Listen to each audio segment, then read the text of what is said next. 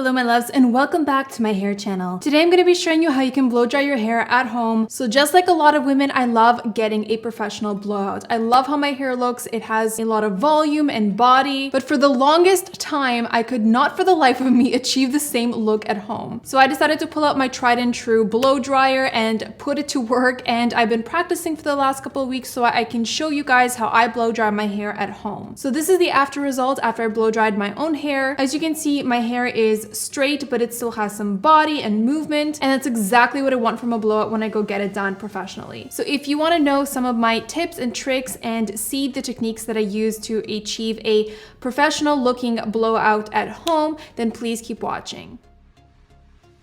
So before I blow dry my hair, I like to wait until it is about 30 to 40% dry, because then I don't have to go over the same sections of hair so many times to dry it, and it minimizes the amount of heat damage.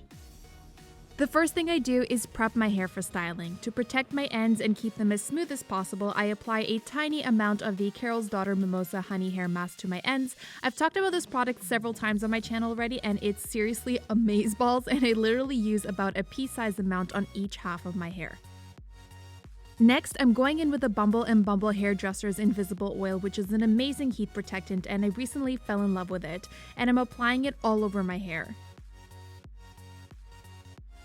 Once my hair products are in my hair, I'm taking my wet brush and gently brushing my hair from bottom to top to detangle and also evenly distribute the products throughout my hair. This brush has been specifically designed to brush through wet hair, so it is a lot more gentle on your hair than other hair brushes. If you guys didn't know, your hair is at its most fragile state when it is wet, and it is a lot more prone to breakage and damage, so if you absolutely have to brush out your hair, I would definitely recommend picking up a wet brush. I'll link all of the products I'm using in this tutorial in the description box for those of you who are interested. Once my hair is brushed out, I'm separating my hair at the bottom because I'm going to style from the bottom to the top, and I'm working with 1 to 2 inch sections of hair. The smaller the section of hair, the easier it will be to get it as smooth as possible. So once I start working with a section, I take a large round brush and start at the roots of the section and work my way down. You want to make sure that the nozzle of the blow dryer is facing downwards, so it's blowing air in the same direction as your hair cuticles grow. This will help minimize frizz. Notice that I also alternate the direction in which I blow dry. So first I position the brush under the section of hair, and then I position the brush over the section of hair. This is a technique I picked up from my hairdresser, and this will give you the most smoothing effect. Another tip that I got from my hairdresser is to hold the ends of the section around the hairbrush at the very end for a few seconds until it sets, so that the ends will be smoother and also have shape to them. And those are basically the steps I repeat all over my head. This did take me a few tries to master, I'm not gonna lie, and I'm still perfecting my technique, but I think that this is a very valuable skill to know, especially if you tend to have professional blowouts every week or on a more frequent basis. It will not only save you time, but it will save you money, and after doing some research, it seems that blow drying your hair is actually better for your hair than flat ironing because you're not exposing your hair directly to the heat.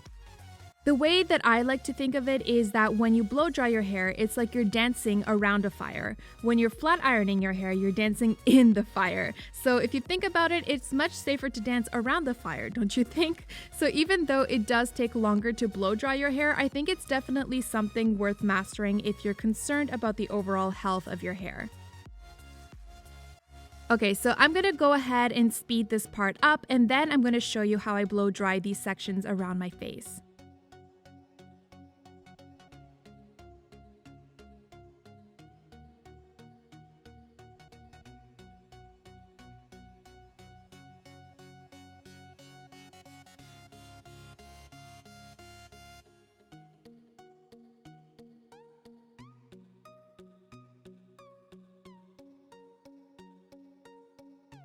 For the sections around my face, I like to use a smaller round brush to really pick up those little baby hairs at the roots.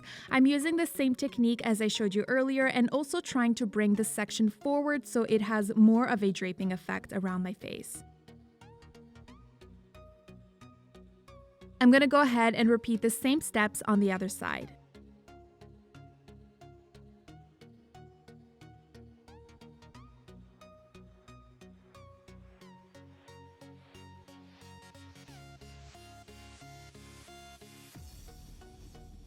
Once all my hair is styled, I'm brushing it out and then finishing it off with a little bit of that Hairdresser's Invisible Oil, mainly concentrating it on the mids and ends of my hair where I normally experience frizz.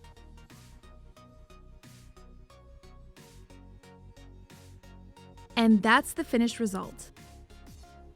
Okay, my love, so that wraps up today's video. I really hope that you enjoyed it and learned something new, and will try out the techniques that I showed you in this video on yourself. I also want to mention that I recently launched a beauty channel with a bunch of makeup tutorials and beauty hacks and much, much more. So if you click the video in the top right corner, it will take you right over to my beauty channel if you guys are interested in that kind of stuff. And as always, if you like this video, please be sure to give it a big thumbs up and subscribe to my channel to see more videos like this one. You can also follow the Fancy Hair Instagram account for daily hair inspiration and follow my personal account to stay connected with me. Thank you guys so much for watching. I love you, and I will see you in my next video.